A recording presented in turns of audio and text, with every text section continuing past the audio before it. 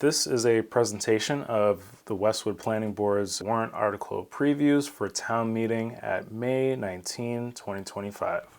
Please attend and take a moment to review the following articles. So this is in light of August 6, 2024, when Governor Healey signed the Affordable Homes Act into law. This is Chapter 150 of the Acts of 2024. Specifically, Section 8 of the Affordable Homes Act amends the Zoning Act to allow ADUs up to 900 square feet to be built by right in single-family zoning districts. This was enacted in part to address the rising housing costs and homelessness experienced around the Commonwealth. This allowed ADUs by right, which began in February 2nd of 2025. The law specifically is 760 CMR, Protected Use Accessory Dwelling Units. In part, it reads that it is to encourage the production of accessory dwelling units throughout the Commonwealth with the goal of increasing the production of housing to address statewide, local, and individual housing needs for households of all income levels and at all stages of life. The regulations were finalized on January 31st, 2025. Key components of the law are as follows. The accessory dwelling unit is defined as a self-contained housing unit inclusive of sleeping, cooking, and sanitary facilities on the same lot as a principal dwelling. This is subject to otherwise applicable dimensional and parking requirements that maintain a separate entrance, either directly from the outside or through an entry hall, or corridor shared with the principal dwelling sufficient to meet the requirements of the state building code for safe egress. It is not larger in gross floor area than half the gross floor area of the principal dwelling, or 900 square feet, whichever is smaller, and is subject to such additional restrictions as may be imposed by a municipality, including but not limited to additional size restrictions and restrictions or prohibitions on short-term rental, as defined in Section 1 of Chapter 64G, provided, however, that no municipality shall unreasonably restrict the creation or rental of an accessory dwelling unit that is not a short-term rental. Just to give a little more insight, so one ADU or single-family property on a single-family property by right, the owner occupancy does not require either the principal dwelling or the ADU to be owner occupied. In regards to parking, you cannot require off-street parking if within half a mile of a transit station or more than one on or off-street parking space for all other ADUs. Protected use ADUs may be either part of the principal dwelling or a detached ADU. Local zoning may not prohibit a protected use ADU that is detached, as well as density caps and unit caps. So protected use ADUs do not count towards density limitations nor unit caps. As you can see to the right, there are a few demonstrations of what a ADU may look like on a specific property. You may have a detached unit, you may have an attached unit, a interior upper level unit, so say an attic space unit, an interior lower level unit, say a basement unit, an above garage unit, so say a loft, and a garage conversion. As it relates to our section of the zoning bylaw, we will be amending section 8.5 as proposed. That would include accessory apartments now being titled accessory dwelling units. The one ADU will be allowed by right, but it would still require a building permit and certificate of occupancy, so there is still that level of oversight and requirement that is in place for any proposed ADU unit. The owner occupancy requirement will be removed, as mentioned before. Floor area and parking requirements will be adjusted to conform with the new law. The special permit process will be considered for a second ADU.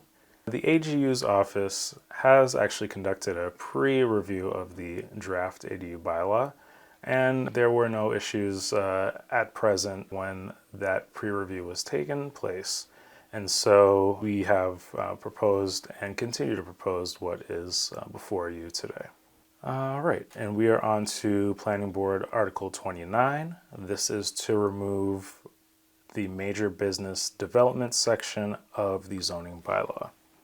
We are proposing the deletion of section 7.2, major business development, and any sections of the bylaw referencing it, because we found that the section itself is outdated. There are several other sections in our zoning bylaw that meet the purpose of that section, which is to spur economic development and economic growth.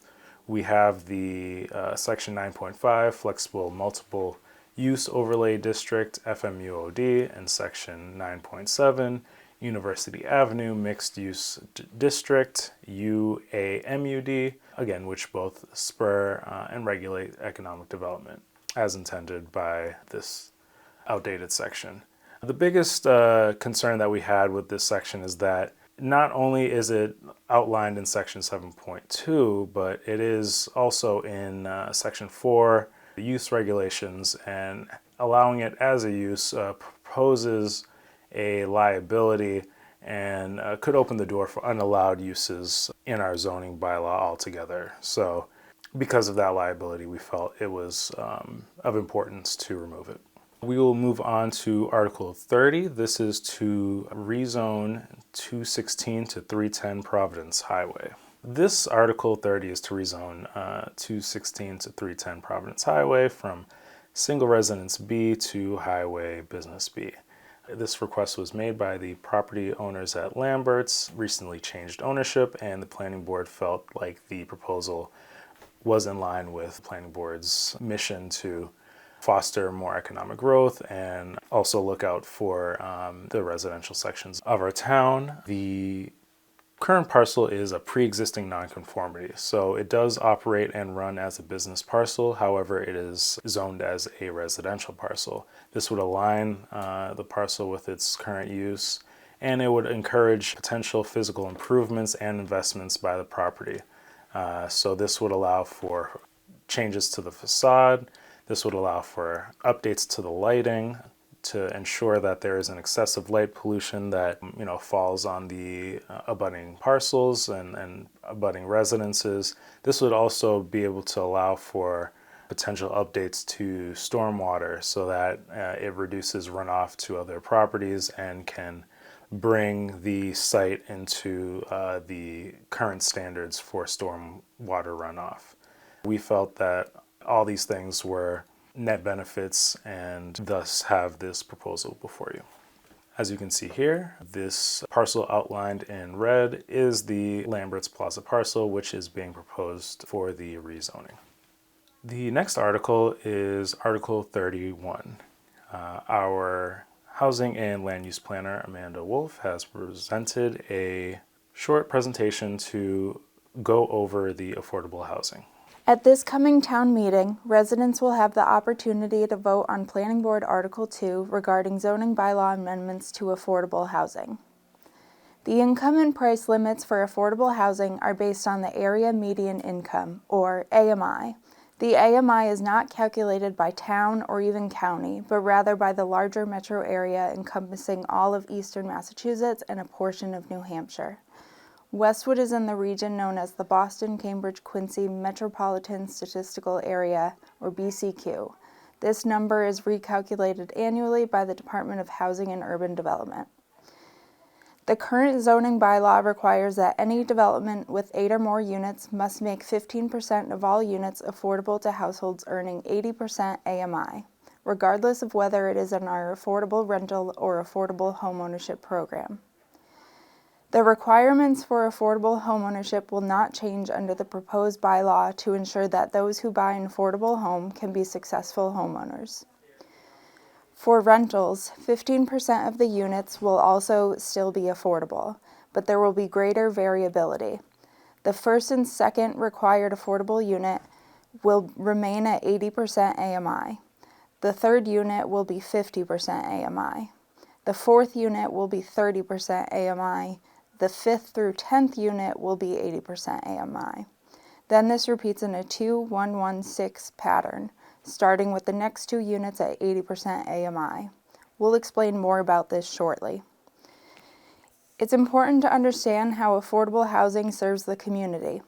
The cost of housing has far outpaced the income of everyday people, such as seniors, teachers, single parents, and young professionals.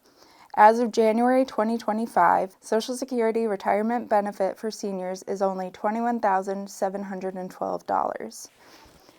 The average salary of a town librarian is $50,644. Similarly, a town finance department employee earns an average of $51,240.